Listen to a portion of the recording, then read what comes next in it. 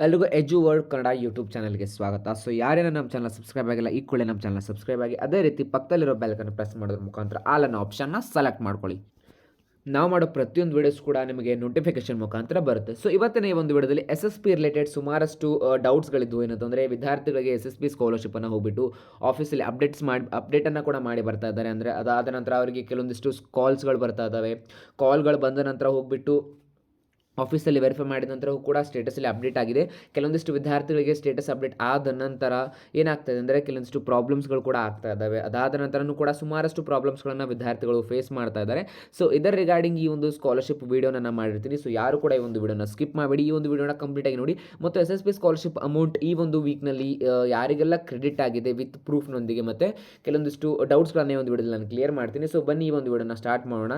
ಏನಪ್ಪ ಅಂತಂದರೆ ಇವಾಗ ನಾನು SSP ಸ್ಕಾಲರ್ಶಿಪ್ಪಲ್ಲಿ ಅಂದರೆ SSP ಪೋರ್ಟಲ್ಗೆ ಏನಾದರೂ ಲಾಗಿನ್ ಆದೆ ಅಂತಂದರೆ ಸೊ ನನಗೆ ಸುಮಾರಷ್ಟು ಏನಂತಂದರೆ ನೀವು ನೋಡ್ಬೋದು ಇಲ್ಲಿ ನಾನು SSP ಸ್ಕಾಲರ್ಶಿಪ್ ಲಾಗಿನ್ ಆದ ನಂತರ ಇಲ್ಲಿ ಇಯರ್ ವೈಸ್ ಸ್ಟೂಡೆಂಟ್ ಸ್ಟೇಟಸನ್ನು ನಾನು ಇಲ್ಲಿ ಚೆಕ್ ಮಾಡಲಿಕ್ಕೆ ಹೋದಾಗ ನೋಡ್ಬೋದು ನೀವು ಇಲ್ಲಿ 24-25 ಸ್ಟೇಟಸನ್ನು ನಾನು ನಿಮಗೆ ಇಲ್ಲಿ ಚೆಕ್ ಮಾಡಿ ತೋರಿಸ್ತೀನಿ. ಸೊ ಈ ರೀತಿ ನೀವೇನಾದರೂ ಸ್ಟೇಟಸನ್ನು ಚೆಕ್ ಮಾಡಲಿಕ್ಕೆ ಹೋದಾಗ ಇಲ್ಲಿ ಕೆಲವೊಂದಿಷ್ಟು ಟೈಮ್ ಅನ್ನೋದು ತೊಗೊಳುತ್ತೆ. ಅಂದರೆ ನೋಡ್ಬೋದು ನೀವು ಇಲ್ಲಿ ಇದು ಲೋಡ್ ಕೂಡ ಆಗೋದಿಲ್ಲ. ಅದಾದ ನಂತರ ಎರರ್ ಅಂತ ಕೂಡ ಬರುತ್ತೆ. ಸೊ ಈ ರೀತಿ ಸುಮಾರಷ್ಟು ವಿದ್ಯಾರ್ಥಿಗಳಿಗೆ ಏನಾಗ್ತಾ ಇದೆ ಅಂತಂದರೆ ಪ್ರಾಬ್ಲಮ್ ಫೇಸ್ ಆಗ್ತಾ ಇದೆ.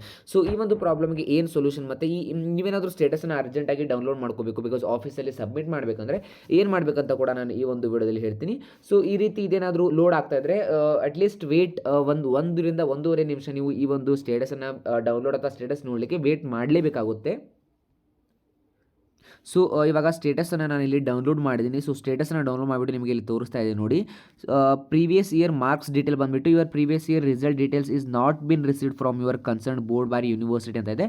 ಆ್ಯಂಡ್ ಈ ಒಂದು ಸ್ಕಾಲರ್ಶಿಪ್ನ ಅಪ್ಲೈ ಮಾಡಿ ಸುಮಾರು 1 ವರ್ಷ 2 ತಿಂಗಳಾಯಿತು. ಹತ್ತಿರ 2 ತಿಂಗಳ ಮುಗಿದು 3ನೇ ತಿಂಗಳು ಕೂಡ ಸ್ಟಾರ್ಟ್ ಆಗಿದೆ. ಬಟ್ ಇನ್ನೂ ಕೂಡ ಈ ಒಂದು ವಿದ್ಯಾರ್ಥಿಗೆ ಸ್ಕಾಲರ್ಶಿಪ್ ಅಮೌಂಟ್ ಕ್ರೆಡಿಟ್ ಅಂದರೆ ಅಕೌಂಟಿಗೆ ಕ್ರೆಡಿಟ್ ಆಗಿಲ್ಲ. ಬೇಕಿದ್ರೆ ನೋಡ್ಬೋದು ನೀವು ಇಲ್ಲಿ ಈ ಒಂದು ವಿದ್ಯಾರ್ಥಿಗೆ ಏನಂತಂದರೆ ಸ್ಕಾಲರ್ಶಿಪ್ ಅಮೌಂಟ್ ಬಂದುಬಿಟ್ಟು ಸ್ಯಾಂಕ್ಷನ್ ಆಗಿರೋದು ಇಲ್ಲಿ ತೋರಿಸ್ತಾ ಇದೆ. 21,396 ಅಂತ ಇಲ್ಲಿ ಅಮೌಂಟ್ ಕೂಡ ತೋರಿಸ್ತಾ ಇದೆ. ಬಟ್ ಫರ್ದರ್ ಯಾವುದೇ ರೀತಿ ಇಲ್ಲಿ ಏನು ಅಪ್ಡೇಟ್ ಆಗಿಲ್ಲ.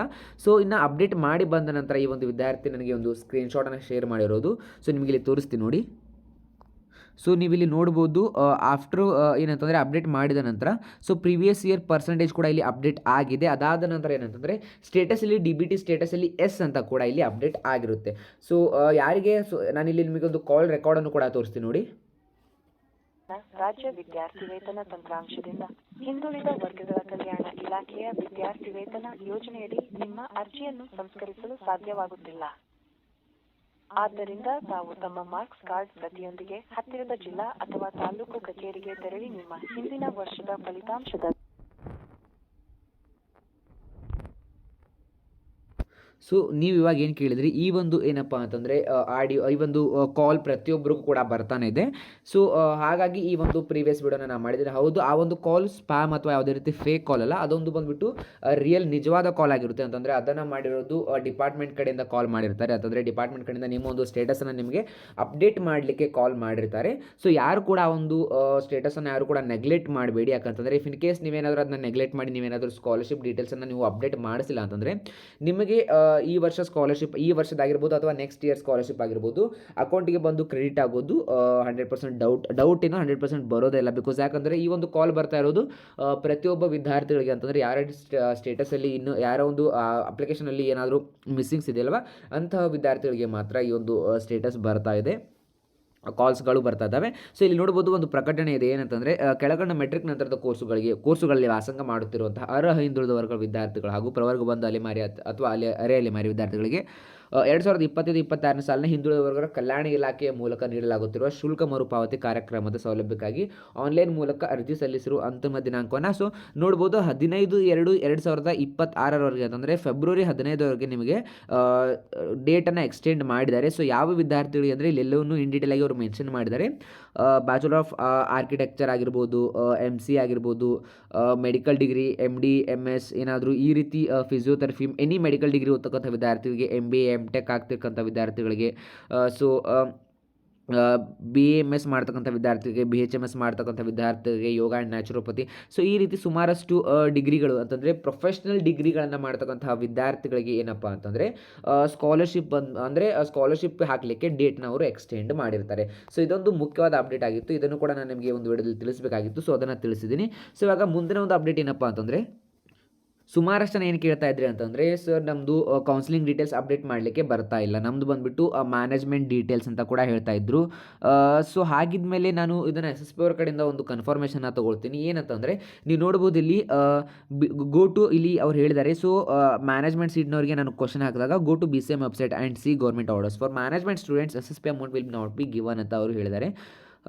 ಸೊ ಏನಪ್ಪ ಅಂತಂದರೆ this is for you only until you update council number you don't get. So I hope ಯಾರು ಕೂಡ ಅಂದರೆ ಮ್ಯಾನೇಜ್ಮೆಂಟ್ ವಿದ್ಯಾರ್ಥಿಗಳಿಗೆ ಏನಂತಂದರೆ SSP ಡೀಟೇಲ್ಸ್ ಅಂತಂದರೆ ಇರೋದಿಲ್ಲ. ಸಾರಿ, KE ಡೀಟೇಲ್ಸ್ ಅಂದರೆ KCET ಡೀಟೇಲ್ಸ್ಗಳು ಇರೋದಿಲ್ಲ. ಬಿಕಾಸ್ KCET ಡೀಟೇಲ್ಸ್ ಇದ್ದರೂ ಅದು ಫೆಚ್ ಆಗೋದಿಲ್ಲ. ಯಾಕಂತಂದರೆ ಅವರು ಬಂದುಬಿಟ್ಟು ಮ್ಯಾನೇಜ್ಮೆಂಟಲ್ಲಿ ಸೀಟನ್ನು ತೊಗೊಂಡಿರ್ತಾರೆ. ಸೊ ನಾವು ಸ್ಟೇಟಸನ್ನು ಚೆಕ್ ಮಾಡಲಿಕ್ಕೆ ಹೋದಾಗಲೂ ಕೂಡ ಇಲ್ಲಿ SSP ಒಂದು ವೆಬ್ಸೈಟ್ ಬಂದುಬಿಟ್ಟು this page isn't working ssp.postmetric.karnataka.gov.in currently under handle ಅಂತ ಇದೆ. ಸೊ ಏನಪ್ಪ ಅಂತಂದರೆ ಈ ರೀತಿ ಸುಮಾರಷ್ಟು ವಿದ್ಯಾರ್ಥಿಗಳಿಗೆ ಅಲ್ಲ, ಯಾರು SSP ಪೋರ್ಟಲ್ನ ಫೆಚ್ ಮಾಡಲಿಕ್ಕೆ ಟ್ರೈ ಮಾಡ್ತಿರ್ತಾರೆ ಅಂಥವ್ರಿಗೆ ಪ್ರತಿಯೊಬ್ಬರಿಗೂ ಕೂಡ ಈ ಒಂದು ಪ್ರಾಬ್ಲಮ್ ಬಂದಿರುತ್ತೆ. ಸೊ ಹಾಗಿದ್ಮೇಲೆ ಈ ಒಂದು ಪ್ರಾಬ್ಲಮ್ಗೆ ಸೊಲ್ಯೂಷನ್ ಏನಂತಂದರೆ, ಈ ಒಂದು ಪ್ರಾಬ್ಲಮ್ಗೆ ಏನೂ ಸೊಲ್ಯೂಷನ್ ಇಲ್ಲ. ನೀವು ರಾತ್ರಿ 10:30 ನಂತರ ಈ SSP ಪೋರ್ಟಲಲ್ಲಿ ಏನಾದರೂ ಅಪ್ಡೇಟ್ಸ್ಗಳನ್ನ ಮಾಡಲಿಕ್ಕೆ ಟ್ರೈ ಮಾಡಿ.